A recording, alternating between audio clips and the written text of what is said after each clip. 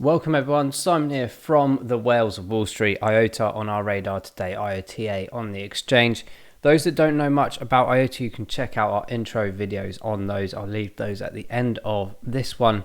But just a quick sort of topic really about today, just emphasizing the TANGLE mechanism of IOTA. This is basically the technology behind IOTA that is going to allow essentially the world to change in sense of automation, autonomous aspects, and how we will cope with transactions. And what I mean by transactions, not just financial transactions, but every single action you could possibly think of that involves something electronic or based on the internet. We'll go into that a bit deeper in a second. Do not forget also to make sure that you check out our other videos on the channel, and also please do make sure that you subscribe to the channel if you haven't done so already, and hit the bell button so you get notified of all the different projects and videos that we send your way. So guys, IOTA for me is one of the most exciting technologies out there. I call it a project and I call it a technology because it is pretty amazing, to be honest. I think what we need to also emphasize with IOTA is it's so early, and the way the world is going over the next 5-10 years, if you think about machine to machine learning and AI, this is a really big interesting topic. There's a huge value in that market, but for me, I get excited about the technology and the advancements that we can do in humanity to hopefully improve lives, make things faster, and improve our economies. And if we improve the economies, we will have better lives. That's supposedly how it works, but I don't think the government's really followed that suit, to be honest, especially here in the UK. But there we go.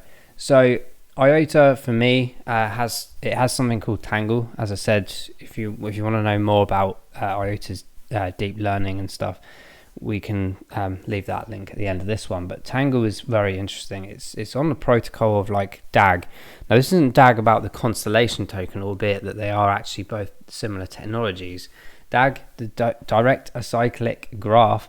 This is, in my opinion, the next evolution of blockchain.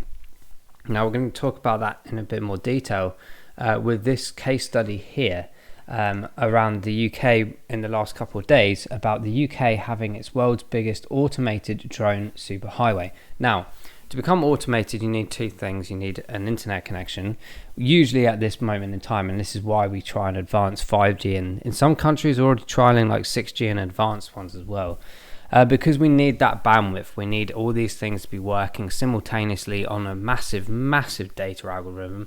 And we've covered this kind of topic recently in many different videos, and especially when we first started the channel about a year ago, we talked about the mechanism of how automation and everything would work. And you've got to imagine, guys, like this isn't just about drones, this is about everything. Whether you're getting into an automated car, and paying for it through your facial recognition or DID, KYC. These smartphones are a stepping stone, guys. This is to encourage us to be using contactless payments. The way that we do things digitally has changed over the last 10 years, of course, and more people, especially with the influx of the pandemic in 2020 and 2021 onwards, has basically moved people away who said, oh, we'll never use contactless payments, we'll never use a debit card, this, that, and the other, blah, blah, blah, to force them to do it.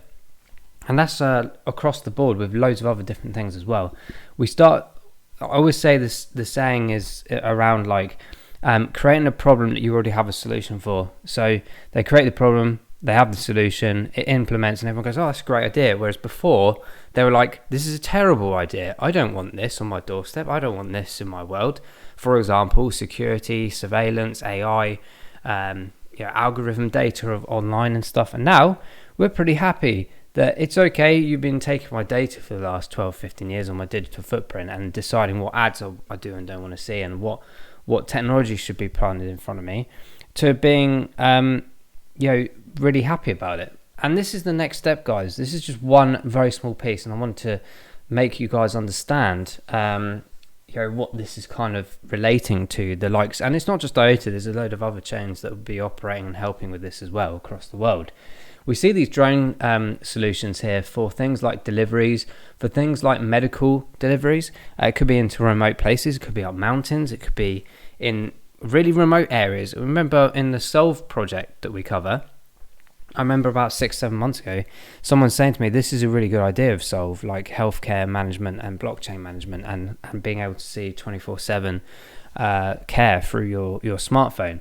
Well, that's because this particular person was like 2-3 hours away from their local city that had a hospital or a clinic.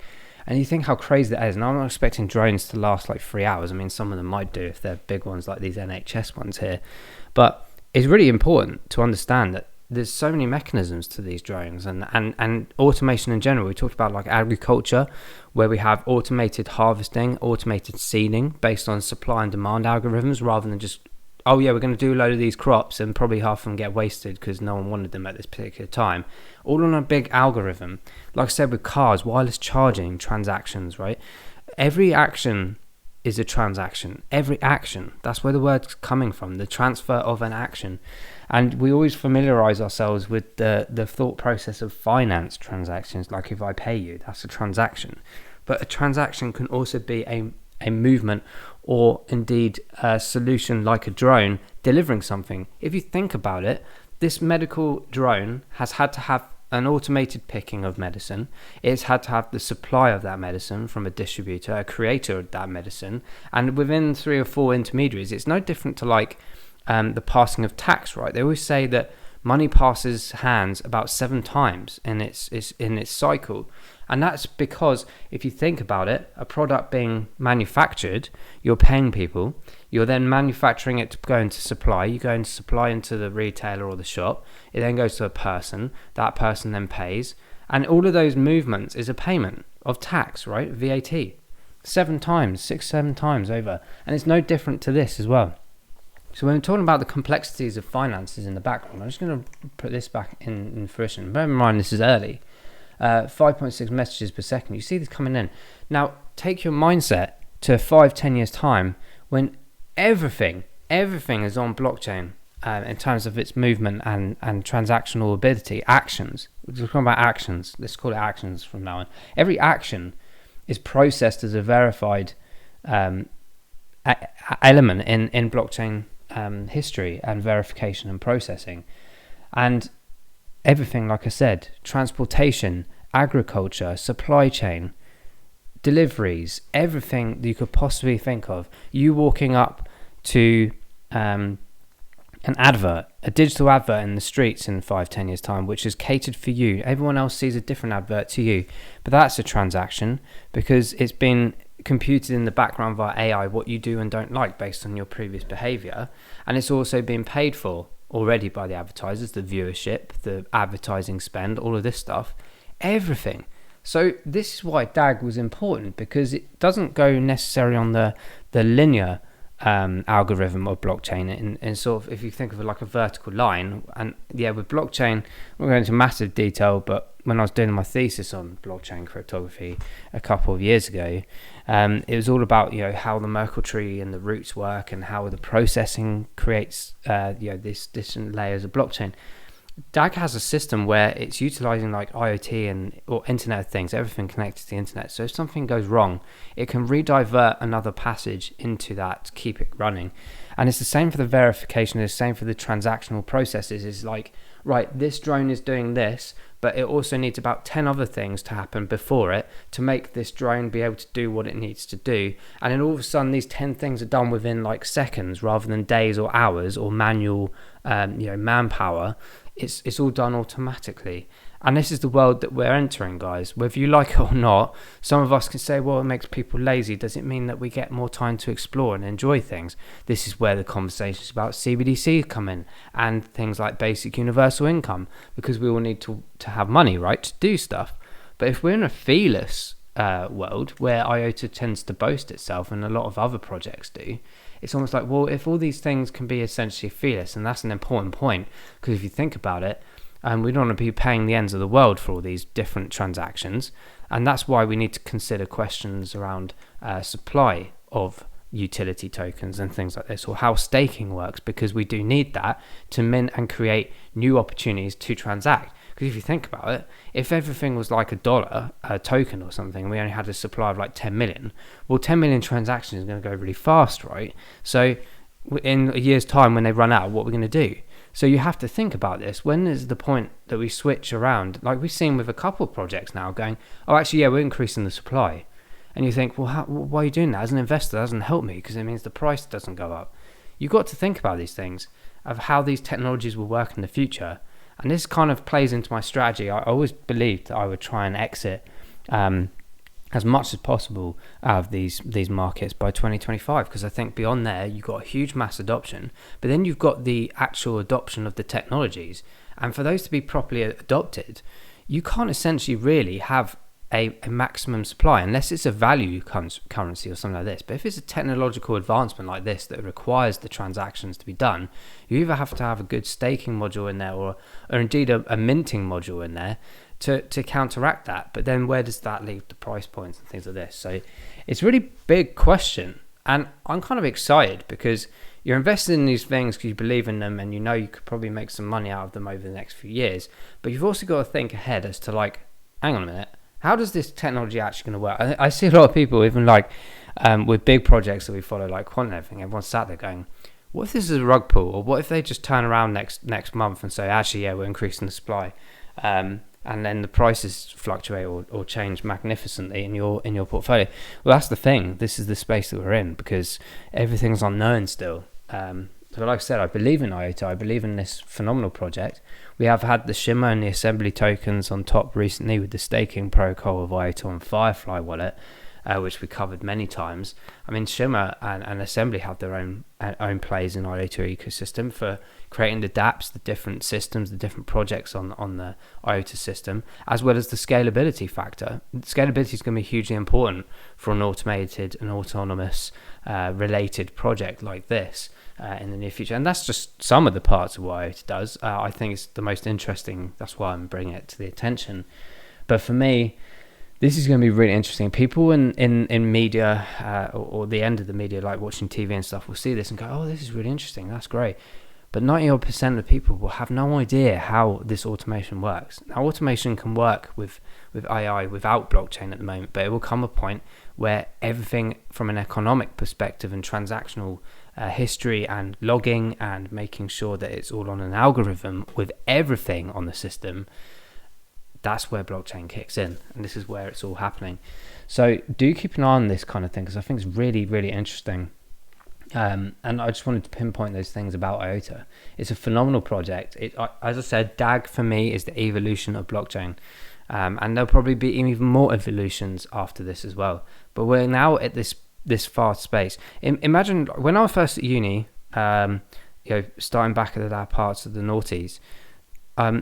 It was really interesting because someone had the iPhone, the first ever iPhone I've ever seen, in the lecture, and he said, trust me, this is going to be the future. And I looked at it, it was really slow. It was like the first generation one, I think, and there's like apps and stuff, and I was like, what on earth is this? Like, why on earth? I just want to call and text. And before you know it, the 3G versions came in and everyone was going mental about them. And then from then, well, we know what happened. Android and iPhone or iOS systems just kept improving, and now they release them every 3 months. It's that similar principle in blockchain. When you get DAG technology and it starts getting implemented, trust me, the speed of this will be phenomenal, and we will see the speed of humanity and the human race and what we do with our lives and how we operate as humans will change significantly, especially by 2030, because that's where all the big targets are for the UN with Agenda 30, for example, the World Economic Forum's beliefs and processes that it wants us all to follow. It's going to be amazing, guys. So just, as I said, be cautious. You have to be cautious. I'm not going to sit here and just fluff everything up all the time. I do understand the risks in these projects, and I understand like the technological advancements of these projects and how they need to work in the future. I've worked in IoT and AI. I know the principles and the magnitude of these markets. I know in Web3 these principles are working in that market as well. So you just have to be open-minded about not just now and how you're going to strategize your money and intake and outtake, but also the future. Where is this going? And this is going to have a big future for me, in my opinion. Guys, we're going to wrap the topic side of things up right now, and we're going to jump into the chart because I still feel, we've had a bit of movement with IOTA. We have had over a multitude of different assets in the last week or so. And IOTA is no different. We've had a bit of an uptake. But for me, anything under $1 for IOTA is fantastic. I was even buying IOTA at $1.20, $1.50 or something latter part of last year.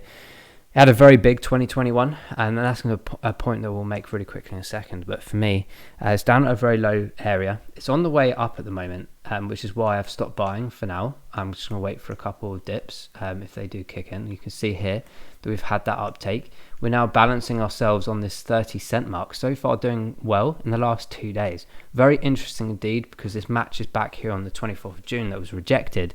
And also to pay attention here in May and beginning of May, where we were rejected on the way down. So this is a really interesting power point here.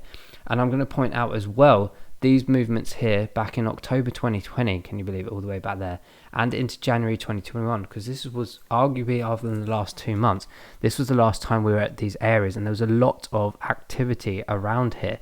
And in fact, just to prove that point, I'm just going to stick in this horizontal line to where we are right now. Or you can see the line there anyway, to be honest. You can see the magnet, if you like, if you want to call it that, around this area across the board. This is a really important area for IOTA right now.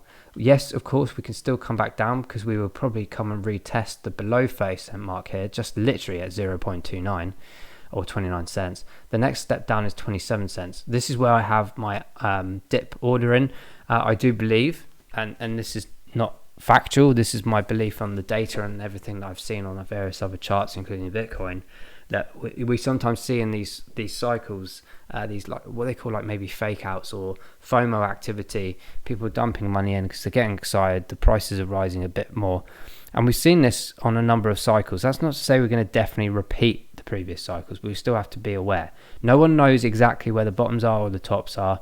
No one knows. I mean, look at the macro events around the world, and we've got more to come, guys, yet. Interest rates, bill hikes, all these things, you don't know. So just be wary. I mean, we can obviously take some short-term profits out, the ones that we've been taking in the early stages over the last couple of months, but we just need to be aware of, we're not, in my opinion, fully out of this yet. So everyone's getting excited, everyone's saying, oh, we're back out now, we're finished with the bottom. I'm not so sure yet. I still have this belief that Bitcoin could still hammer itself down. If the banks and the institutions and the big guns want that to happen, it will happen. So just be cautious. But as I said, right now, I'm not buying IOTA until we see a bit more of a dip, even if it's just 1 or 2 cents. I'd like to try and get IOTA as much as I can at the lowest prices possible that I can as well. And I wanted to talk about this here, the big black void, I call it the black hole in the markets. We see this a lot in projects.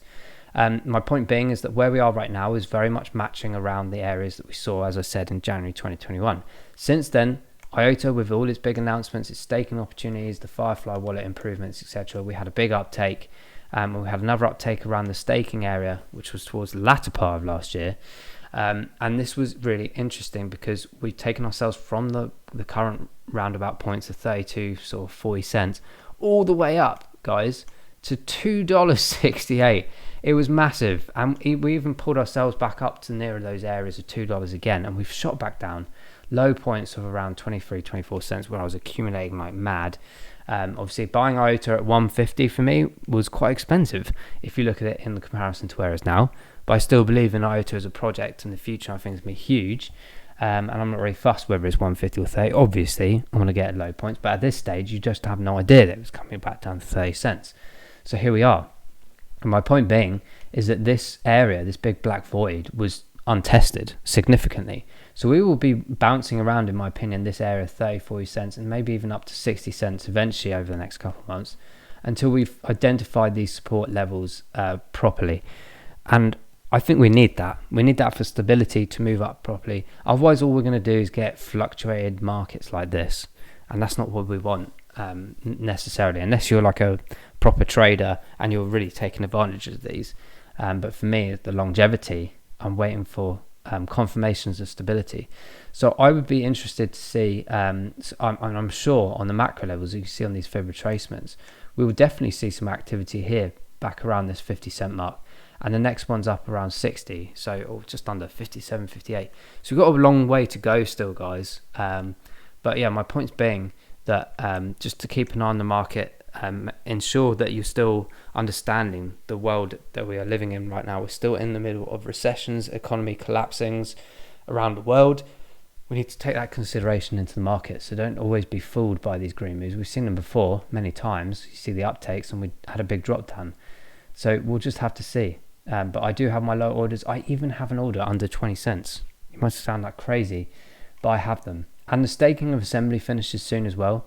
Literally, I think tomorrow.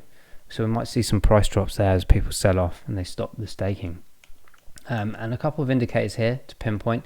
We're in a bit of this bull move. Really nice to see on the MACD. For me personally, it's very steep the last 24-48 hours. So that's why I said be cautious, and we might have a bit of a bounce back. But that would be great, because if we do have this narrowing, that means we're trying to stabilize properly at 30 cents. It would be fantastic to see us test that properly. But to do that, you obviously need to come under it as well. So just bear that in mind. The RSI being high-ish in the mid-range, 60 on the 14-day. 28 days at 50 as well. So like I said, I'm not buying right now, and we're in a bit of an uptake. If you bought back in here in May, fantastic, well done. You're very much well over two times, maybe even 3 times your investment. But the last few days, even like a week ago, it was still in a good buy position. But yeah, right now, just holding tight. If we shoot up to 50-60 cents, I might make some initial sales from what I've been purchasing at those lower 20, 23, 24 cent marks. We'll have to see. But the markers on the right hand side are positive on the weekly and the monthly. The 3 month and the 6 months are coming down gradually. This is my point about the longevity of it, and making sure we understand where we are in the macro events around the world and the market in general, because this is not going to happen overnight, guys. No way. This will take months, maybe even more than months. It might go into next year, because that's where we are. There's almost a lack of confidence still in the markets. People are very cautious, and obviously using their money for other things, trying to live, trying to survive. Just bear that in mind. So that's very much around IOTA. I've told you about the buy points that I've got placed in already, waiting for some potential dip downs. I've told you about the caution to the wind, if you like, or lack of that, towards where we might bounce back down. But also if we go up, brilliant, we're making money, right? But we just have to assess all the things. IOTA is a massive project. It's not going anywhere. It's my, like I said, DAG technology built in with TANGLE, what they call it. I think this is the evolution of blockchain and how we'll take the world and technology to another level. Thanks for watching, guys. Do leave your comments below if you're a holder of IOTA, what you think about this and any other projects you want us to cover. Hopefully you've enjoyed it, but until the next IOTA video, guys, see you in the next one. Got many videos to get through. Take care and bye bye.